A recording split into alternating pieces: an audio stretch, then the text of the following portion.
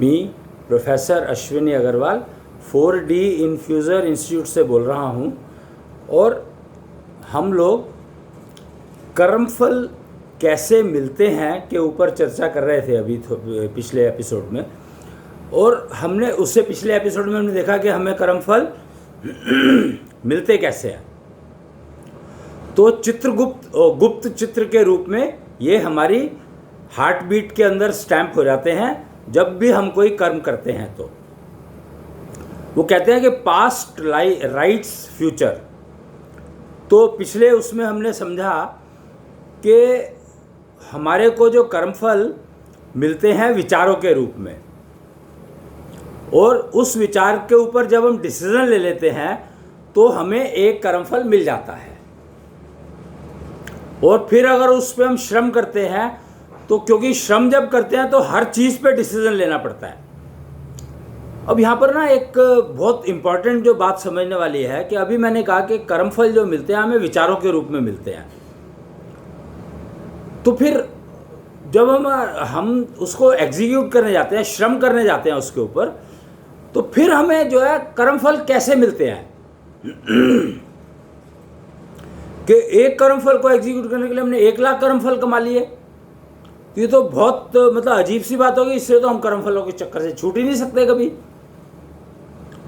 तो यहाँ पर ये बात समझने की है कि आप कर्मफल साथ के साथ निपटा भी सकते हो। क्यों? क्योंकि वो तो स्टैंप लगती है तो उसमें टाइम भी लिखा जाता है कि कब मिलेगा, यानी हार्ट बीट से मिलेगा।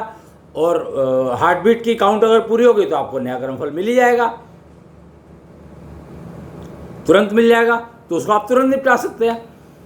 तो हमारा जो कहने का पर्पज़ है वो ये है कि कर्मफल तो हमें विचार देते हैं, लेकिन विचार जो है हमें पब्लिक भी देती है। जब हम समाज में रहते हैं तो बहुत सारे लोग रहते हैं, बहुत सारी चीज़ें होती हैं, बहुत सारे, कोई कुछ कह देता है तो हमारे दिमाग में विचार आ गया, किसी ने विचार प्लांट कर दिया।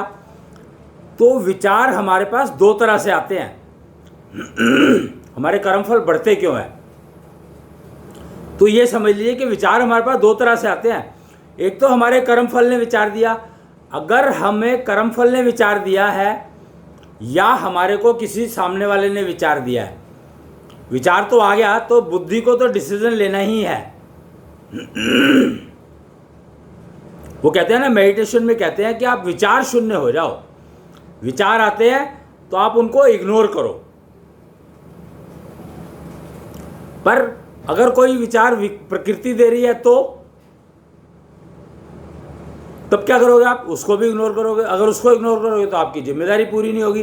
अगर आप जिम्मेदारी पूरी नहीं होगी आपकी, तो आपको नुकसान होगा ही होगा। और जिसके प्रति जिम्मेदारी पूरी करनी है उसको भी नुकसान होगा। तो उसका जो नुकसान हुआ उसके लिए भी आप जिम्मेवार हो। तो ये चीज़ें समझने वाली बात है। और ये इसीलिए इसके ऊपर ज़्यादा चर्चा नहीं की गई बाजार में, पहले नहीं करी गई, क्योंकि ये कि विशेष सर्कल सा दिखाई देता है, पर ऐसा है नहीं, विशेष सर्कल नहीं है ये। और हम अपने कर्मफलों को किसी को अर्पण भी नहीं कर सकते हैं। हमारे कर्मफल कोई क्यों लेगा?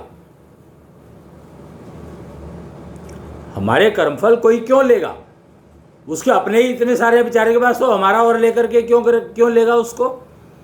तो हम ये बात समझने वाली है कि हम अपने कर्मफल किसी को देने की कोशिश न करें। लोग कहते हैं भगवान को दे दो। अरे भगवान क्यों लेगा भैया आपके कर्मफल? अगर भगवान ने ही कर्मफल लेने होते तो वो आपको देता ही क्यों?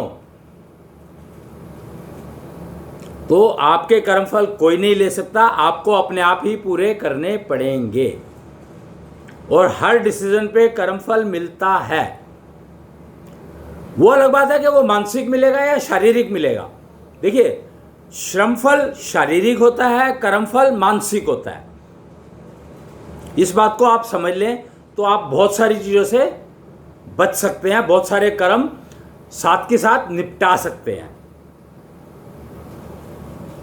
जैसे मेरे मन में अगर चोरी का विचार आया और मैं सारी मैंने एक्सरसाइज करके और मैं तिजोरी तक पहुंचा और मैंने तिजोरी से पैसे उठा लिए, लेकिन फिर मेरे दिमाग में आया यार मैं इस पैसे का क्या करूँगा, मेरे पास ऑलरेडी अपने पास इतने पैसे हैं, तो इस पैसे को मैं ले जाके क्या करूँगा। और मैंने उनको वहीं छोड़ दिया, तिजोरी बंद की, वापस घर आ गया। अब इसमें क्या हुआ कि मैंने अपना कर्मफल तो ठीक से निपटा लिया, मैंने चोरी नहीं करी तो जोड़ा भी नहीं, लेकिन जो कर्मफल को, श्रमफल को एग्जीक्यूट करने में मैंने जो जितनी एफर्ट करी वो सारे कर्मफल तो मेरे जुड़ ही गए ना। आप समझे बात को? आपने चोरी नहीं करी है, आप रख के आ गए पैसे वापस, तो आपने चोरी तो करी नहीं, लेकिन चोरी करने के लिए जितना रास्ता चला आपने, वो सारे कर्मफल तो आपको जुड़ ही गए ना। वो कर्मफल आपके पास जुड़ गए तो उन कर्मफल को तो आपको भुगतना पड़ेगा ही।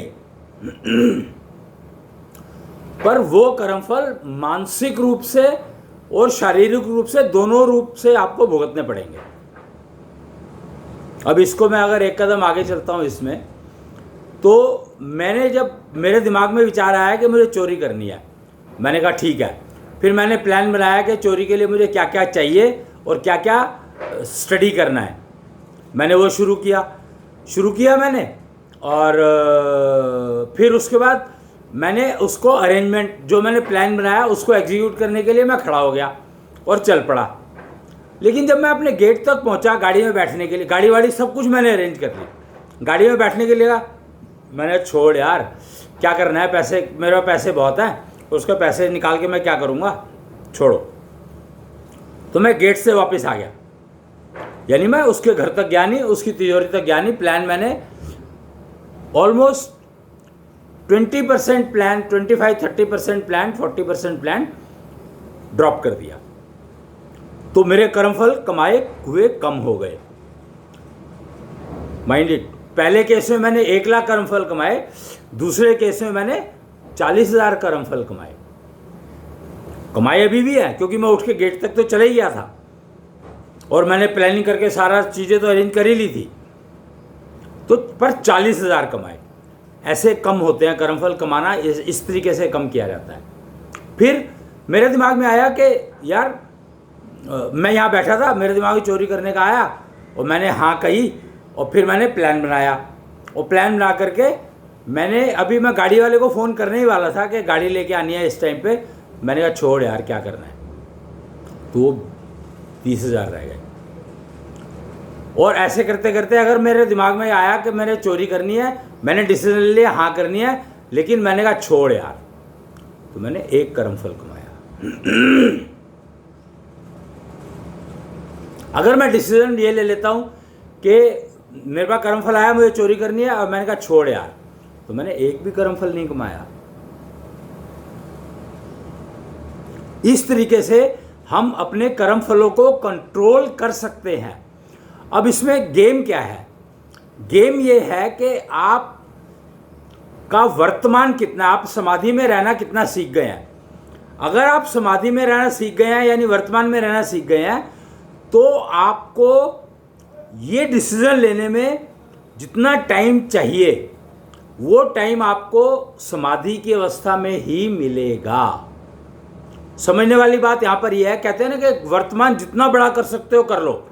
समाधि की जो सिचुएशन के, समाधि मृत्यु को समाधि कहा गया कि हमने वर्तमान इतना बड़ा कर लिया, और उस वर्तमान का फायदा क्या है जिसमें आप कुछ कर नहीं पाते, अपने कर्मफल तो पूरे कर नहीं पा रहे हो।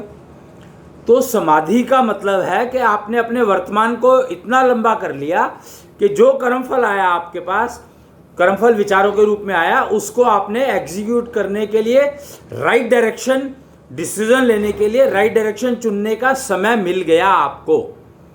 तो आप वो रिजेक्शन कि मेरे को छोड़ यार वाला जो स्टेटमेंट है वो तिजोरी में जाकर नहीं करना पड़ा, मेरे को गेट तक जाकर नहीं करना पड़ा, मुझे प्लानिंग नहीं करनी पड़ी, मुझे डिसीजन लिया छोड़ यार, तो मैंने तुरंत छोड़ दिया, मेरा कर्मफल भी एग्जीक्यूट हो गया और मुझे आगे कर्मफल मिले भी नहीं। तो वर्तमान में रहना इतना ज़रूरी है, इतना इंपॉर्टेंट है कि वो आपको कन्फ्यूज़न में नहीं रखता और आपको एप्रीहेंशन में नहीं जाने देता। अगर आप तिजोरी तक पहुंच गए तो आप एप्रीहेंशन में थे, पता नहीं ले पाऊंगा, पता नहीं पहुंच पाऊंगा, पुलिस ना पकड़ ले, ये ना हो जाए, उसने देख लिया तो ये हो गया, तो वो हो गया, तो कितनी सारी एप्रीहेंशन आ गई कन्फ्यूजन के कारण।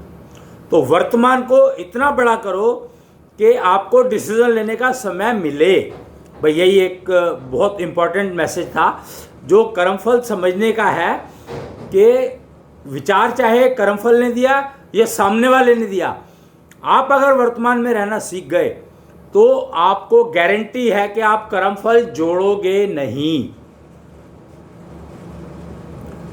शब्द बोलना भी एक कर्मफल का एग्जीक्यूशन है, डिसीजन के बाद ही शब्द बोले जाते हैं। तो इसीलिए कहते हैं बोलो, बोलने से पहले तोलो। तो वो तोलने का समय कहाँ मिला? वो समय समाधि में मिलता है, यानी वर्तमान में रहने से मिलता है। उसी को तोलो कहा गया है, जो बोलो उसको पहले तोलो। तो तोलने का जो समय है वो समय तो तुम्हारे पास है ही नहीं, तो वर्तमान को प्राप्त करना ही उस समय तोलने का समय मिलना है, और वो आपके कर्मफलों को डेफिनेटली कंट्रोल करेगा। डेफिनेटली 100% गारंटी है और टेस्टेड है। तो आज अभी समय समाप्त हो गया है, तो मैं आज इसको यहीं पर अपना समाप्त कर रहा हूँ। 4dinfusioninstitute.in या अश्विनी कुच्छल यूट्यूब चैनल पर आप ये वीडियोस देख सकते हैं, सुन सकते हैं, समझ सकते हैं, सवाल कर सकते हैं अपने जितने चाहें। मेरा नंबर 4D इन्फ्यूजन इंस्टीट्यूट का जो नंबर है उस पर व्हाट्सएप भी चलता है, 99999, मतलब 5 times 9 एंड 09149 99999099149। ये व्हाट्सएप नंबर भी है, मोबाइल नंबर भी है। आप इस पर मैसेज कर सकते हैं या 2 बजे से लेके और 6 बजे तक इस पर कॉल भी कर सकते हैं। तो आज के लिए इतना ही, अब आगे इस पर और चर्चा करेंगे।